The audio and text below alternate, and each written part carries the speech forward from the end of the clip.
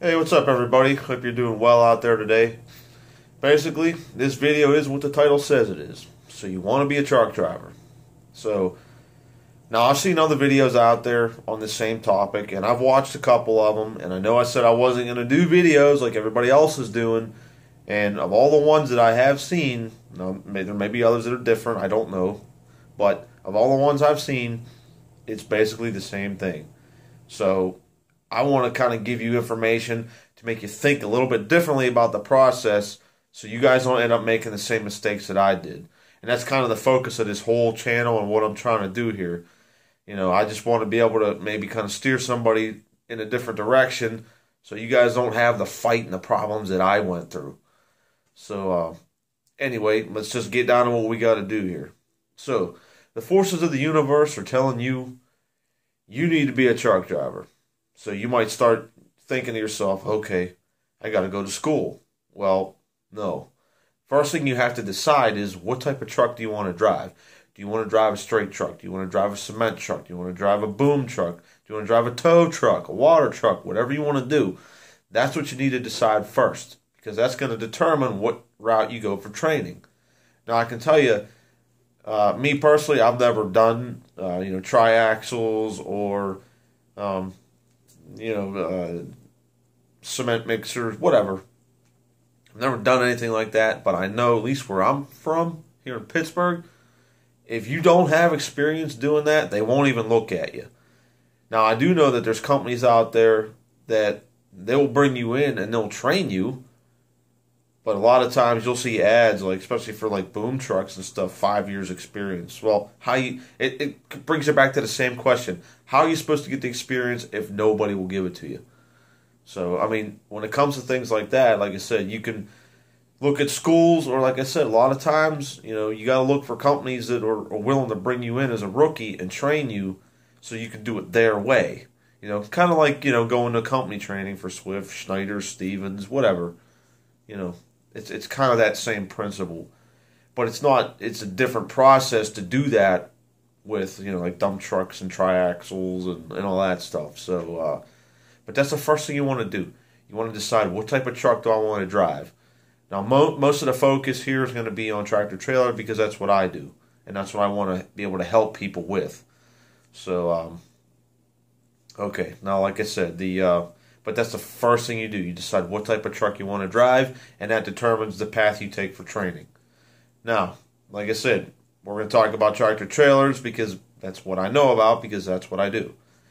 So, again, the forces of the universe are saying, you must go into a tractor trailer. You must drive trucks. Okay, so now you know you want to drive a tractor trailer. Where do you go from here? Oh, I guess start looking at schools. No. Before you even think about training, what you want to do is, okay, you want to drive a tractor trailer. Now you have to decide what type of work do you want to do. Do you want to be home every day? You want to be local? You want to don't mind being gone 4, 5, 6 days and being home, 2 days? Or do you want to be out 2, 3, 4, maybe 5 weeks at a time? Do you want to be over the road? So, you got to decide. You want to be local, regional, over the road. Now, the thing is, if you're local, yeah, it's nice to be home every day, but you also have to realize it depends on what you want to do workload-wise.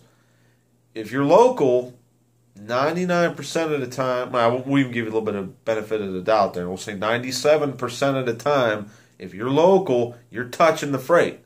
Whether it just be unloading pallets with a pallet jack, or unloading it and breaking it down, or unloading it, breaking it down, stocking the shelf.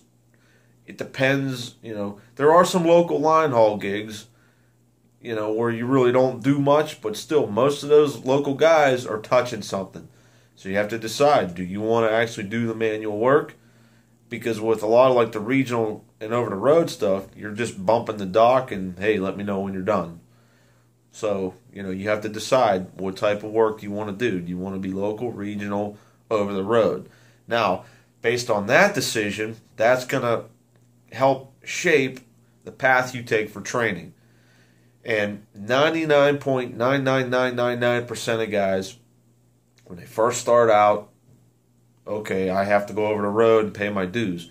And in a lot of cases, that's true, but I can personally tell you, It's not always true because I did it backwards. I did local, then I did regional, and then I did over the road. I did it backwards. So it is possible to get a local job to start with. I mean, it is possible. I'm just putting that out there. So, but at any rate, like I said, you have to determine what you want to do. Now, based on that, okay, if you want to be local or possibly even regional, well, let me put it this way. If you're going to be local, most likely you're going to be looking at a regular CDL school, or a mill as they call it, because you're not going to spend all that money to go to Schneider or Swift or Stevens or whatever to get the company training, because they're going to make you sign a contract that says we'll pay for your school, but you got to work for us for, a year, 18 months, whatever it is. So you have to keep that in mind, because if you leave, it's prorated. So if you sign an 18-month contract and you work there for 3 months, you're on the hook for the remaining balance of that 15 months worth of training. So you're going to end up leaving, and now you have basically a loan you have to repay. So you have to keep that in mind. But like I said, if you go into it with that mentality, first you decide what type of truck you want to drive, and then you decide. Again, this is focusing on tractor trailer, so you've decided you want to drive a tractor trailer.